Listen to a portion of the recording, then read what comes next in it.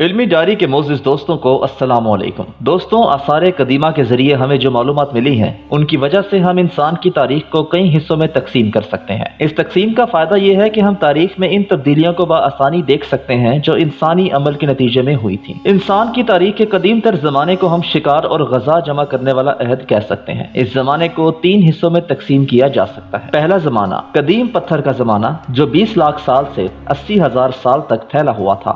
دوسرا زمانہ درمیانی پتھر کا زمانہ جو 80,000 سال سے 40,000 سال کی مدت میں پھیلا ہوا تھا۔ تیسرا زمانہ جدید پتھر کا زمانہ جو 40,000 سال سے شروع ہوتا ہے اور 10,000 سال کی مدت تک جاتا ہے۔ ان تینوں زمانوں کو ہم آپ کے سامنے 3 الگ الگ ویڈیو کے ساتھ پیش کریں گے۔ دوستوں، اس ابتدائی زمانے میں بھی انسان اکیلا نہیں رہتا تھا بلکہ وہ گروہوں اور غول کی شکل میں پھرا کرتا تھا۔ یہ اس لیے ضروری تھا کہ اکیلے آدمی کے لیے جنگلی جانوروں کا خطرہ تھا جن سے وہ اکیلے میں خود کو محفوظ نہیں رکھ سکتا تھا۔ ساتھ رہنے میں ایک دوسرے کی حفاظت کرتے تھے۔ غذا کی تلاش میں انہیں ایک دوسرے کی مدد کی ضرورت تھی۔ اس صورت میں ہر ایک کے لیے کام کرنا ضروری تھا۔ کسی کو بغیر محنت کیے کھانا نہیں مل سکتا تھا۔ اس وقت یہ دوسرے جانوروں کی طرح گروہوں میں پھرتے تھے اور ہر وقت جو بھی ملتا اسے کھاتے رہتے تھے۔ اس وقت تک وہ زراعت اور کاشتکاری سے واقف نہیں تھے اور نہ ہی انہیں یہ اندازہ تھا کہ مویشیوں کو پالا جا سکتا ہے۔ اندازاً اس وقت لوگ 20 سے 30 کے گروہ بنا کر رہا کرتے تھے۔ ابتدا میں غذا حاصل کرنے کا ذریعہ درختوں اور پودوں کے پھل، جڑیں، بیج، اخروٹ، گھونگے، نئی کونپلے، کیڑے مکوڑے اور پتے ہوا کرتے تھے۔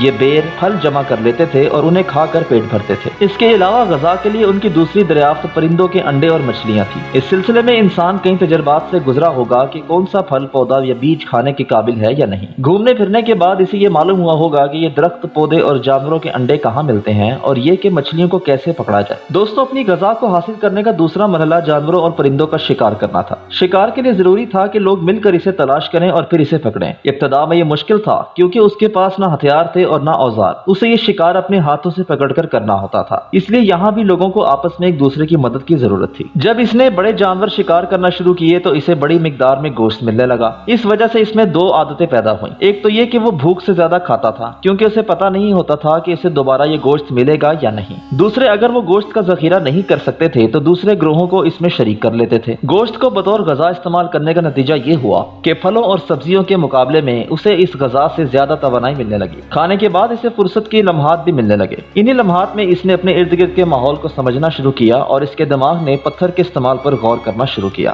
جس کے نتیجے میں اس نے پتھر کے اوزار اور ہتھیار بنانا شروع کر دیے۔ اب اس نے اوزاروں کی مدد سے غذا حاصل کرنی شروع کر دی۔ ان کے ذریعے وہ جڑیں کھودتا، زمین کے اندر سے کیڑے مکوڑے نکالتا اور جانوروں اور پرندوں کا شکار کرتا۔ دوستوں، قدیم پتھر کے زمانے میں لوگ ایک جگہ نہیں رہتے تھے۔ یہ غذا کی تلاش میں ایک جگہ سے دوسری جگہ رہتے تھے۔ گرمی یا سردی سے بچنے کے لیے یا جنگلی جانوروں سے محفوظ رہنے کے لیے یہ وقتی طور پر غاروں یا چٹانوں پر اپنا ٹھکانہ بنا لیتے تھے۔ چونکہ یہ ہر وقت ادھر سے ادھر جاتے رہتے تھے، اس لیے ان کے پاس بہت کم سامان ہوا کرتا تھا۔ خانہ بدوش لوگ چونکہ ایک جگہ آباد نہیں رہتے تھے، اس لیے وہ کوئی یادگار نہیں چھوڑتے تھے۔ وہ اپنے ساتھ صرف ان چیزوں کو رکھتے تھے جو ان کو روزمرہ کی ضروریات کے لیے لازم ہو۔ اس وجہ سے ان کے ہاں ایجادات نہیں ہوتی ہیں۔ ان کا زمین سے رشتہ بھی نہیں ہوتا۔ ان کا کلچر محدود ہوتا ہے۔ ان کے تجربات بھی کم ہوتے ہیں۔ ان کا رشتہ جانوروں، مویشیوں اور فطرت سے ہوتا ہے، اس لیے اس زمانے کے بارے میں معلومات بہت کم ملتی ہیں۔ آثار قدیمہ کے ماہرین نے قدیم پتھر کے زمانے کے لوگوں کے کیمپوں کو دریافت کیا کہ جہاں انہوں نے کچھ عرصہ قیام کیا تھا۔ ایک جگہ بڑی تعداد میں پتھر کے اوزار ملے ہیں،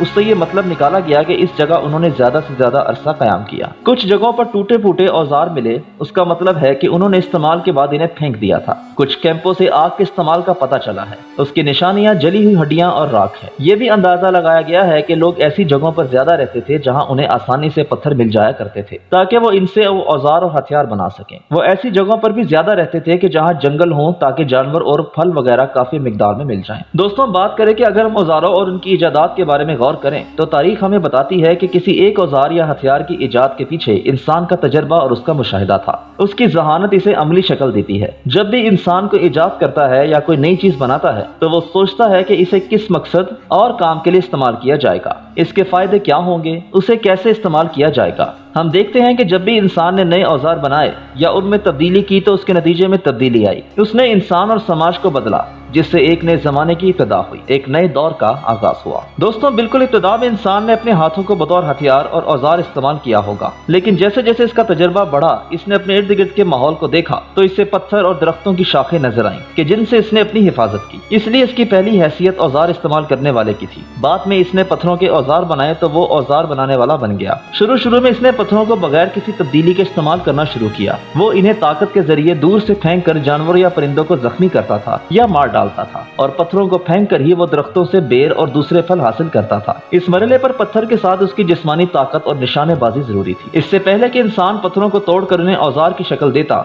उसने इन पत्थरों को इस्तेमाल किया जो कुदरती तौर पर टूटकर तेज और नोकीले हो गए थे। जब उसने इन्हें इस्तेमाल किया और इनके नताइज अच्छे निकले तो इसे ये तजर्बा हुआ कि अगर वो पत्थरों के औजार अपनी मर्जी के मुताबिक बनाए तो उन्हें और ज्यादा बेहतर तौर पर इस्तेमाल किया जा सकता है। लिहाजा उसने ऐसे पत्थरों की तलाश शुरू की जिन्हें वो तराश खराश कर औजार बना सके। दोस्तों, औजारों के बनाने में इस वक्त तब्दीली आई जब वो सब्जी खोरी से शिकार की तरफ आया। शिकार की खातिर उसने कुदरती पत्थरों को काट कर और घुसा कर तेज और नोकीला बनाया। इन औजारों ने इंसान के हाथों को एक नई ताकत दी। अब वो इन औजारों की मदद से तोड़ने, काटने और टुकड़े करने लगा। माहिरीन को कदीम पत्थर के जमाने के जो औजार मिले हैं उनकी मुद्दत 20 लाख साल कबले मसीह से 10 लाख साल कबले मसीह तक की है। माहिरीन को ऐसी जगह मिली है कि जहां पत्थर के औजार बनाए जाते थे। उन्हें एक तरह से वर्कशॉप भी कहा जा सकता है। पत्थरों से औजार बनाने का एक तरीका तो ये था कि उन्हें काट कर या घिसा कर नोकीला और तेज धार वाला किया जाए। दूसरा तरीका ये था कि पत्थर को पत्थर से मार कर इसे नोकीला या धारदार बनाया जाए। दोस्तों, माहिरीन को इस जमाने के जो औजार मिले हैं उनमें से एक तो वो हैं कि जिन्हें हाथ में पकड़कर फेंका जाता था। बाद में इसमें तब्दीली आई और इसको हाथ से पकड़ा जाने लगा और उसकी शक्ल मौजूदा दौर के हथौड़े की हो गई। अब उसे फेंकने की बजाय हाथ में मजबूती से पकड़कर शिकार पर हमला किया जाने लगा। इसे काटने और तोड़ने का काम भी लिया जाता था। तीसरी किस्म में ऐसे औजार थे कि जिनके जरिए गोश्त को टुकड़े टुकड़े किया जाता था।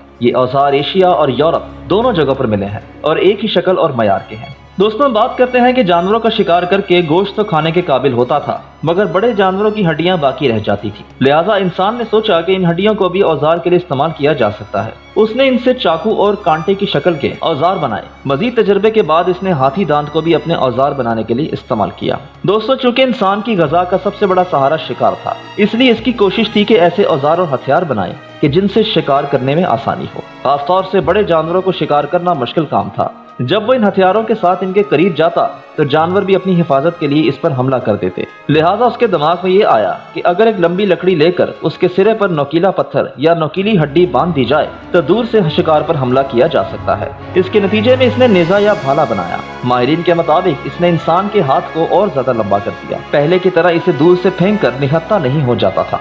दोस्तों, ये थी इंसान के पत्थर के जमाने की मुख्तसर सी दास्तान। उम्मीद है कि आज की वीडियो आपको जरूर पसंद आई होगी। इसी जमाने को हम अगली वीडियो में मुकम्मल जरूर करेंगे और बात करेंगे कि इंसान ने जुबान कैसे सीखी और आग किस तरह पैदा की। गुजारिश है कि जाने से पहले हमारी वीडियो को लाइक जरूर कीजिएगा और हमारे चैनल को जरूर सब्सक्राइब कीजिएगा। अगली वीडियो में पत्थर के जमाने के साथ इंशाल्लाह जल्द हाजिर होंगे। तब तक के लिए अल्लाह हाफिज।